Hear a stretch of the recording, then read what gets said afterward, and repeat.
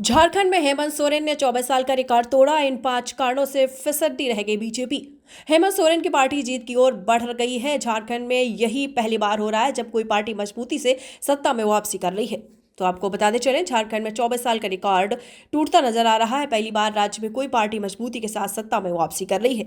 अब तक के रुझानों में हेमंत सोरेन गठबंधन को पूर्ण बहुमत मिल गया है। हेमंत गठबंधन को झारखंड के 81 में से करीब 50 सीटों पर बढ़त हासिल हुई है। इनमें से 10 सीटों पर बढ़त का मार्जिन 10,000 से ज्यादा वोटों का है।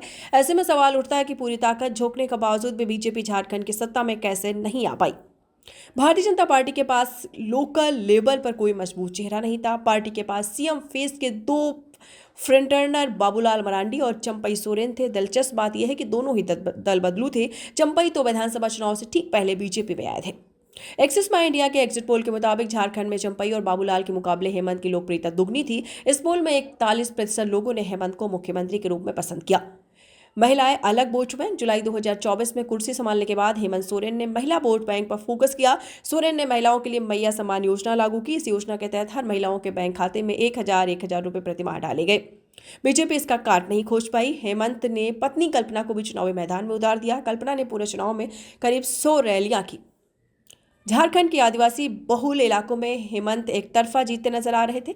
हेमंत पूरे चुनाव में आदिवासी अस्मिता का मुद्दा बना रहे थे। झारखंड में कुर्मी वोटर्स आंसू के साथ लामबंद रहती थी, लेकिन इस बार जयराम महतो के उतरने से यह वोट बैंक उनसे छिटक गया।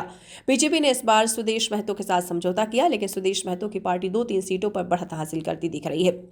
बोकारो से कद्दावर नेता बिरंची नारायण बिछड़ते नजर आ रहे हैं। यही हाल देवघर वाले नारायण दास का है। गोठा के अमित मंडल भी पीछे चल रहे हैं। जगन्नाथपुर से मधुकोड़ा की पत्नी भी बिछड़ती नजर आ रही है। यानी कुल मिलाकर बीजेपी ने जिन सीटों पर बड़े नेताओं को तैनात किया था, वहां पर पार्टी फिसड्डी साबित हो गई।